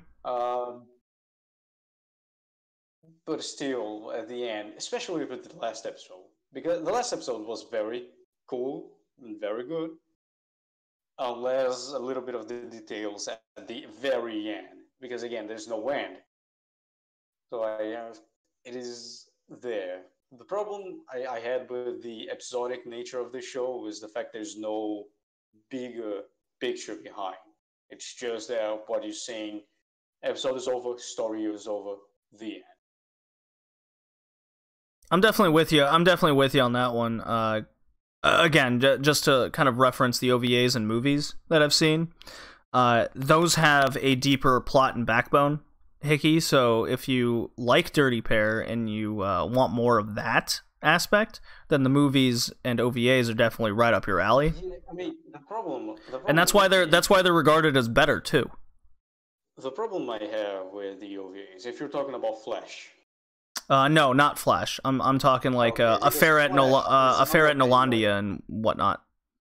Yeah, I might watch the movies because like then you have middle 90s, you have Flash, and they just threw acid in this show. It is not the same thing. It is one of those shows that got disconfigured so much to fit what was shaping to be the new style. Right. So if you take the poster of 1985 Dirty Pair and 1997 or 1994, I think it was 4. Dirty Pair Flash. Yeah. They are so different. It is unbelievable. Just like Macross, for example. Like if you gather the posters for Macross since the 70s and until 2014, I think it was the last one, the difference in art style and direction of the series, it is unbelievable. Oh, it's night and day. Yeah. I mean, it doesn't necessarily make the latter shows bad. It just makes them really different. No, it's just, I guess it just turns me off. Yeah, but I mean, like the problem, especially with something like Dirty Pair Flash, but the problem with something like Dirty Pair is, as we're kind of hitting on again, the original Dirty Pair it's so 80s that if you go outside of the 80s and try to read it, you can't really make it 80s again because the 80s is over. Right, and that's why, that's why I don't mind. I haven't seen Flash to completion, but I have seen a few episodes, and yeah, Flash is like the transition into the 90s. Yeah, hard. And that's kind of that's the problem. It's the sort of problem that you face with a lot of these shows, especially shows that are remade or resurfaced after decades. It's kind of like, is this really, like, it was right for its time, but is it right for this time? Mm-hmm. Like, not everything that was great when it came out, or a lot of things that were great when it came out were great because it came out at this point. It fits for its time. right? It's kind of like I've talked to people about this as well. It's kind of like, the idea of like, what if somebody tried to recreate something like Serial Experiments Lane today, just as an example? You can't, because you'd have to change so much, because Serial Experiments Lane is such a cult hit due to what it presents at the time it did. A lot of the things that makes Lane what it is just wouldn't work now. Like, I kind of make fun of the that like scare attempt that they try at the beginning of the show with the opening, the like present time thing. Oh right, that doesn't work today, simply because we have HD monitors, and you can now see that Lane. You can now clearly see Lane show up in the static there. Back when you had just regular CRT televisions and whatnot, you couldn't see that, or couldn't quite see it, right? Yeah, she was almost invisible. So and a lot of the tones would change with the times. Yeah, and you definitely saw that with how Dirty Pair evolved from there. But back to Dirty Pair itself. I want to talk about the cat.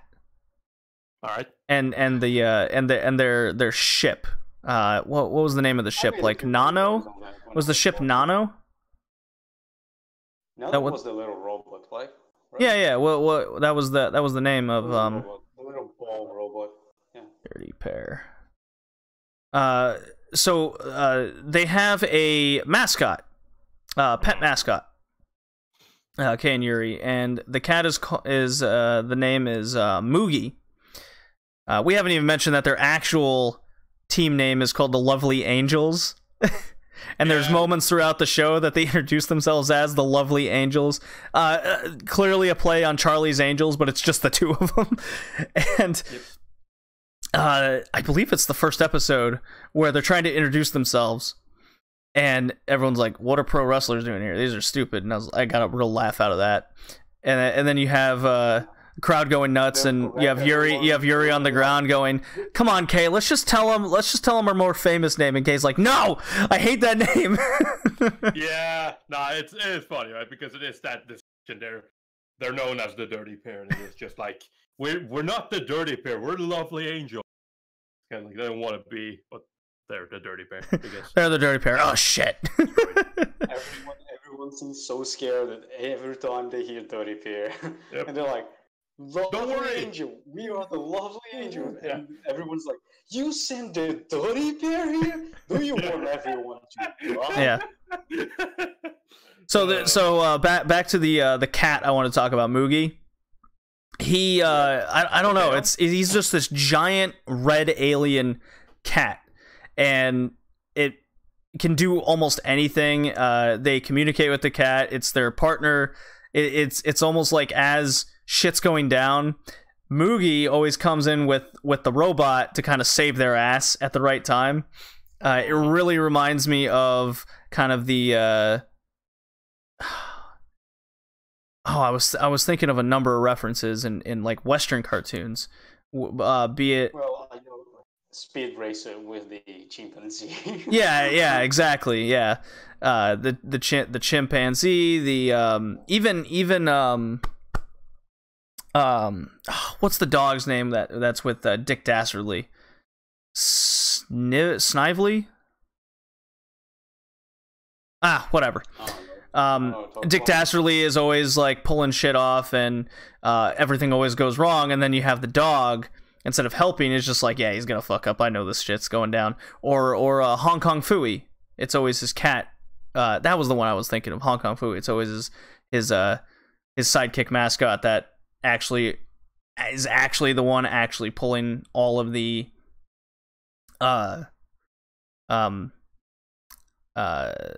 he's the one doing all the saving. It's not actually Hong Kong Phooey, and that's what Moogie reminds me of a lot of the time. Is the Lovely Angels are causing all this mayhem, and here comes Moogie on, all right, I'll fix this shit. Yeah, usually it's the robot, to be honest. Well, Moogie is controlling the robot. There was one time Moogie fixed the robot, I don't know how. Like, how the fuck is this cat fixing the robot? It happens a lot throughout the show. Yeah, the robot is definitely the most reliable character in that show. Yep. Oh, Tori, you did mention something earlier, or maybe it was you, Hickey. I forget already. I'm on cough medicine, ton of it. Is you can't decide who is better or who you prefer between Kay and Yuri, and that actually comes up a few times, especially in the first episode where the supercomputer's going out of control, and Kay comes up with the idea to distract the computer, goes, "Who's better, Kay or Yuri?" The computer then takes the supercomputer's pounding away, just like, I can't figure this shit out. It's going through like bust size and how much collateral damage between the two of them have done. I mean, I know I can pick my favorite. That's pretty easy. Can you? Yeah. Yeah. It's pretty easy. Well, who is it? Well, Yuri, obviously. Oh, Hickey? okay. Kay. Oh, am I the tiebreaker? Yeah. Your opinions don't matter to me. Oh, that's right. Okay, I'm bad host. Remember, Kay has a bigger bust size. That's what Hickey. That's what matters to Hickey is the bust size. Yeah. Of course. That's her selling point. She said that when they discussed. I know. She does say that throughout the series. I know. Yeah, my bust size is bigger. It's like, okay. I don't know. I just don't like the afro. That's not worth it. It's not an afro. It's permed up hair, man. Close enough. It is 80s hair, please. Yep, and it is close enough. Bring back the 80s hair. No, thank you. Can we talk about how fan service happens in this series? Sure. Because it is very interesting. Although they are using revealing clothing, you don't have a lot of fan service. Tori said that when I started watching. He said it takes a lot of time until you see a painting shot. And it was, what, 14 episodes? Something like that, yeah. And it's just like, well, even when it happens, it's a couple of seconds. Because fucking, there's a front flip and you see up there, and then she sits in the fucking, I think it's Yuri, isn't it? It sits in the front. And the episode where, it's on the episode where they have been chased by the police, because the police thinks they are this couple of robbers. Yeah, the Bonnie and Clyde episode. Yeah, Yuri jumps in a water fountain, and you see a painting shot. It was the first, but before that, you have some ass crack and some revealing clothing and stuff like that. Yeah, and that's the thing, right? You have there's obviously fan service because you do have revealing clothing, you do have stuff like that, but it's kind of like when I in this series, yeah. But when I think, like, because obviously I'm more of a modern anime fan, so when I think of fan service shows, I think of, the constant ass shot where you're just looking at the girls' panties when they're talking, that stuff. And here I'm just saying, I was expecting at least a few panty shots, and I'm kind of sitting there, like, there really hasn't been anything like that. There's been, obviously, I think it says revealing clothing, nudity, whatnot, but I'm just saying, it's just like the classic, like, upskirt, like, panty shot. It doesn't happen, and then all of a sudden an episode happens, and I have to, like, fucking go back and pause it, but, no, it's there. It happened. This was considered ecchi in 1985. I don't even... this would just be normal today. Yeah. If a little bit reserved, actually. Yeah. To be honest. Minus the nipples, they'd be censored. Well, yeah, okay. Yeah, there would be smoke going over them or whatever. Yep. So, I don't have much else to talk about Dirty Pair other than it's an incredibly entertaining show. It's so 80s. It's very 80s. And like Hickey said, I do wish there was more. I really would have loved multi-part episodes, so you would have the chance for a deeper story and plot, at least in two-parters. Because to me, where episodic series shine the most. Well, yeah, that's what made the last two so good. I think the show could have done wonders with having a couple more multi-part episodes. I think that's when episodic shows shine the most, is when they have moments like that. Stories to be told. But like I said, if you want more of that, as I came to find out later, was there's a couple movies and long OVAs that have that. So, but that's not what we're reviewing. We're reviewing Dirty Pair the series, and that was a not a complaint, but I think it would have made the show better. So, at the end of the day, I gave this a maybe I was a little bit harsh, because I do really like the series and I love the characters. I love the banter and the way they wrote the banter into a lot of just even side characters. Episode 2 comes to mind when they meet a police officer they got to work with, or I think it was a police officer, not a 3WA agent. And Kay just immediately goes, "Do you have chest hair?" And he goes, "How is this relevant?" And she goes, "It's incredibly relevant." And at the end of the episode, he shows he doesn't have chest hair, and they're like, "Nice guy." So things like that really pull the show together. It does make a difference at the end of the day, and I gave this a 7 out of 10. Who wants to go next? He can go next. Okay. Yeah, like Jesus said, it is very fun. Most of the stories are quite fun.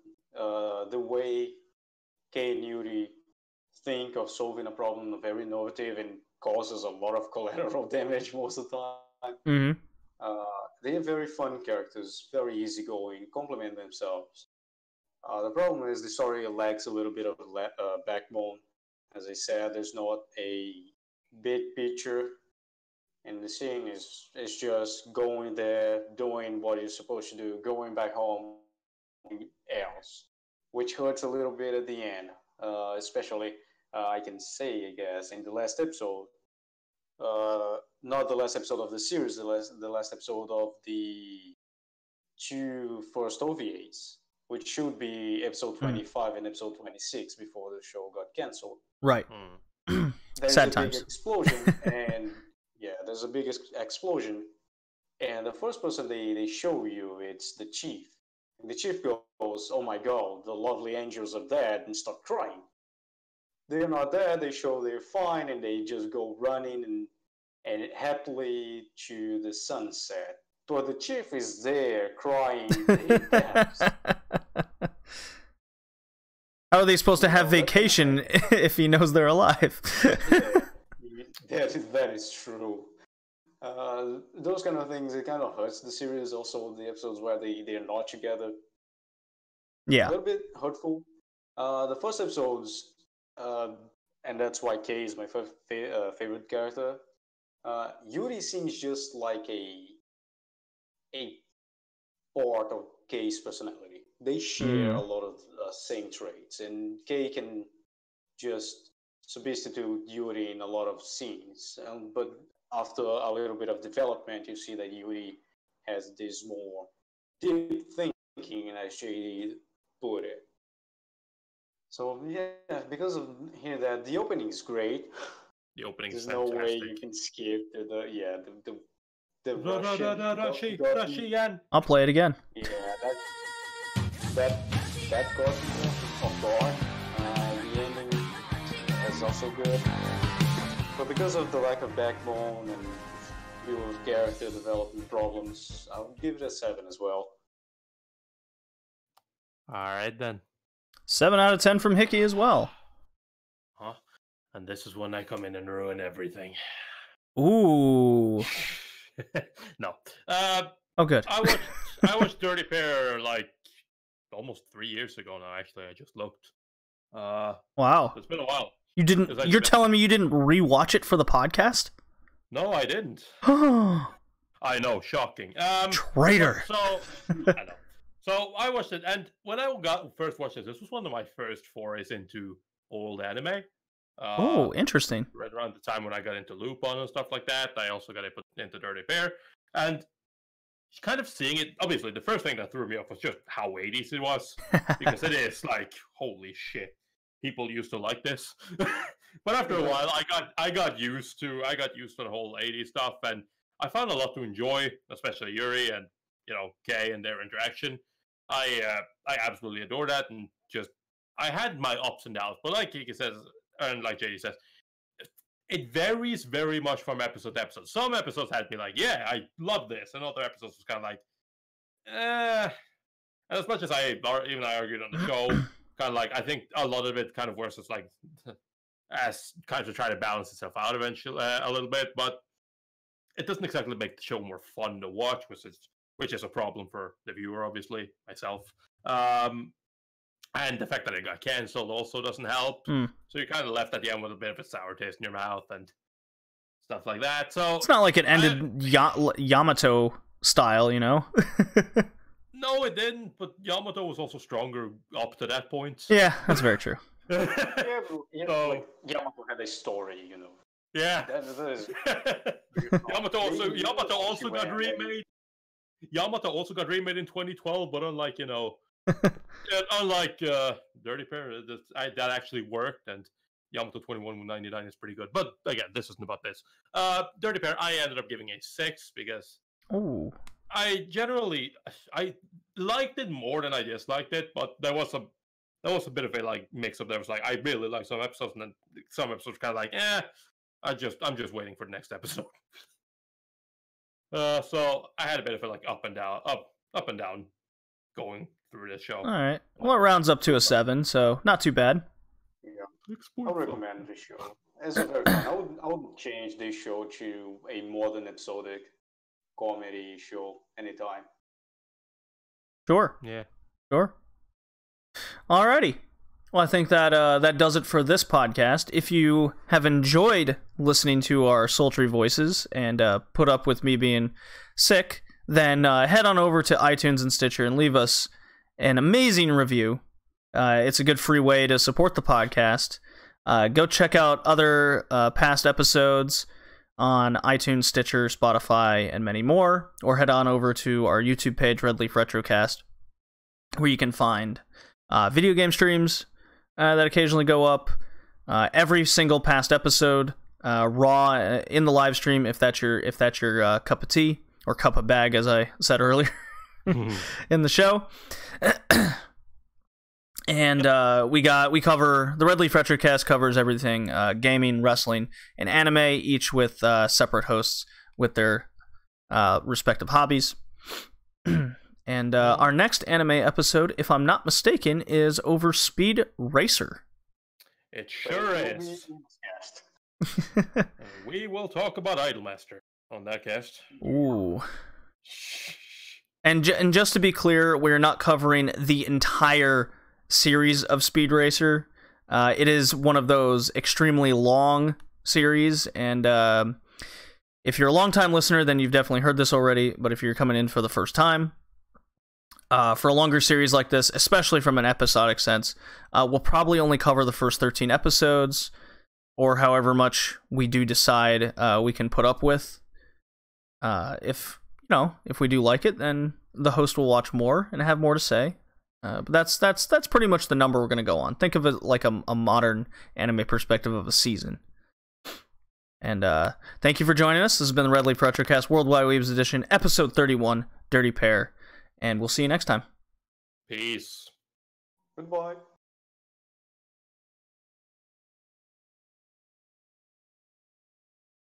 Alrighty.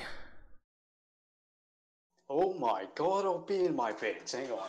Oh, just about 2 hours.